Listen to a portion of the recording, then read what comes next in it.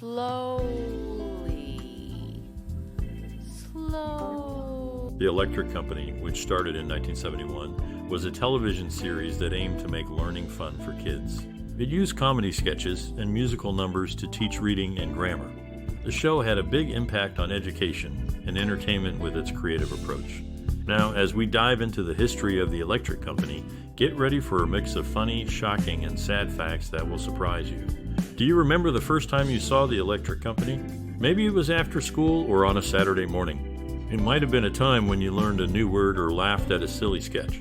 We all have different memories of this show, and I bet you have a special one too. What is your most memorable moment from the Electric Company? Share your stories and experiences in the comments below. We're excited to hear what moments from the show stayed with you over the years. Oh! Trash! The Electric Company was a significant part of my childhood, providing not only entertainment but also educational content to help me and many others learn to read and appreciate the power of language. With memorable characters like Judy from short Circus, who was relatable to many viewers, and iconic figures like Morgan Freeman in his role as Easy Reader, the show left a lasting impression. Its creative approach to teaching, using skits, musical numbers, and beloved characters like Spidey and Letterman made learning engaging and fun.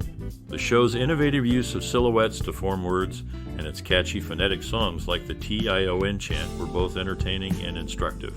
It's a testament to the show's quality that it remains in the hearts of those who grew up with it, and it's delightful to see it being appreciated on channels that celebrate classic television. The Electric Company stands out as a pioneer in children's programming, and its legacy continues to influence and inspire.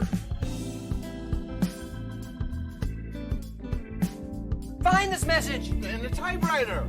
Thought I had something there for a minute. Well, look, if this is going to take long, I can turn the motor off in my car. Achieving the status of EGOT, which signifies winning an Emmy, Grammy, Oscar, and Tony, is a rare honor that Mel Brooks has earned, making him the 8th individual and 5th male to do so. This achievement places him among a select group of artists including Richard Rodgers, Helen Hayes, and others up to Elton John. In a creative twist, the segment Love of Chair humorously mimicked the soap opera Love of Life, with Ken Roberts lending his voice as the narrator, a role he was familiar with from his time on the original series. The recurring question, and what about Naomi? At the end of each episode was a nod to Naomi Foner, the early associate producer, and mother to Jake and Maggie Gyllenhaal. Frank Oz's contributions to film have been recognized by the National Film Registry, with 4 of his works, including The Muppet Movie and 2 Star Wars episodes, being honored for their cultural and historical significance.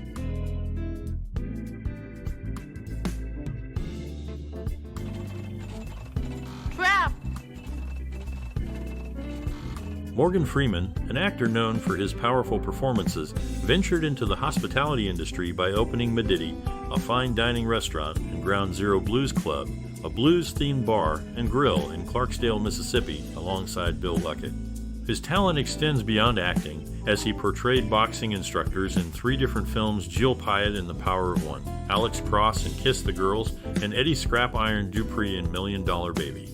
In another achievement, the original cast LP album of a popular educational television show, released in 1972, received a Grammy Award for Best Album for Children, recognizing its contribution to educational entertainment.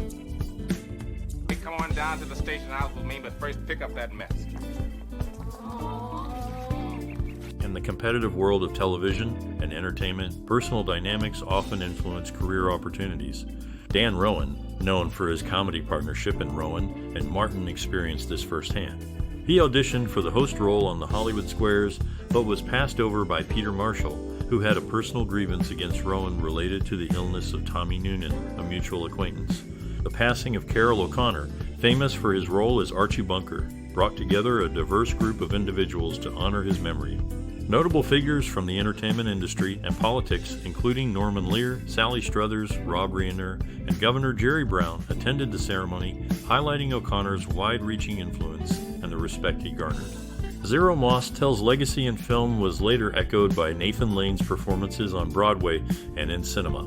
Lane took on roles that Mostel had previously made famous, showcasing the lasting appeal of these characters and the enduring nature of Mostel's work in shaping them for future generations. This cross-generational connection underscores the timeless quality of certain roles and the actors who inhabit them. Little humor there. That's it, of course. We'll just place them carefully in there and turn it on.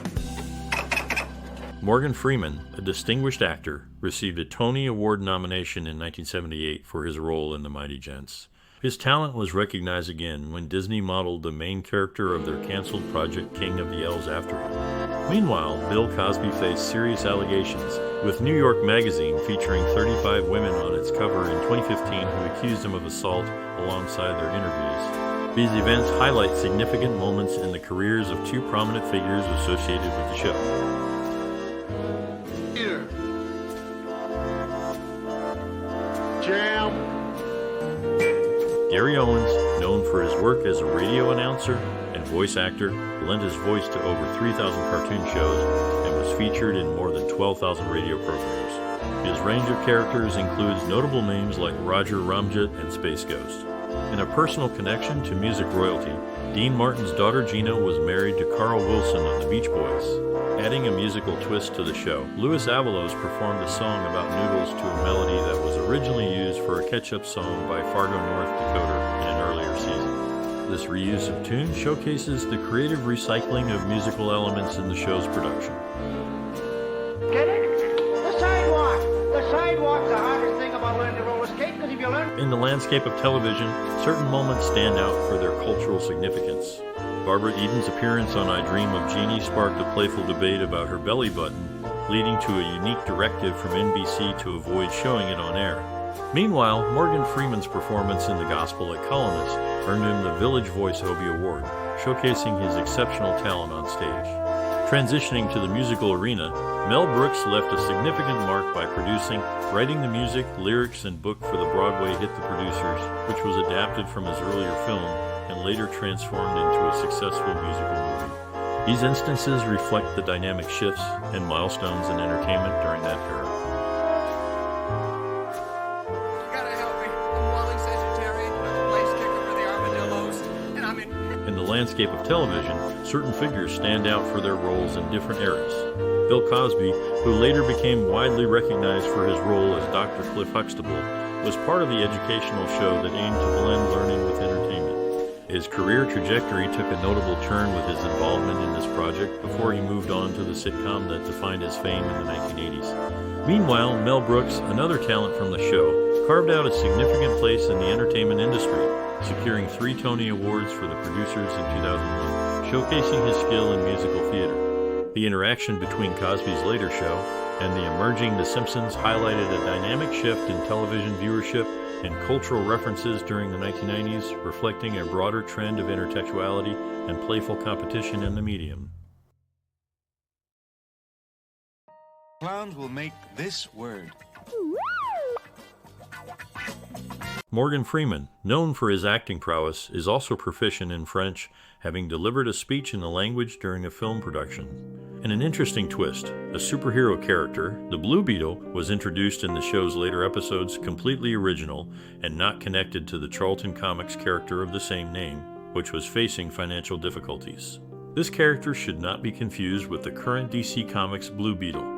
Additionally, Mel Blanc, the legendary voice actor, had a connection to the 24th century through his work on Duck Dodgers in the 24th century and could have potentially appeared in Star Trek: The Next Generation, which shares the same futuristic setting. Now unless I miss my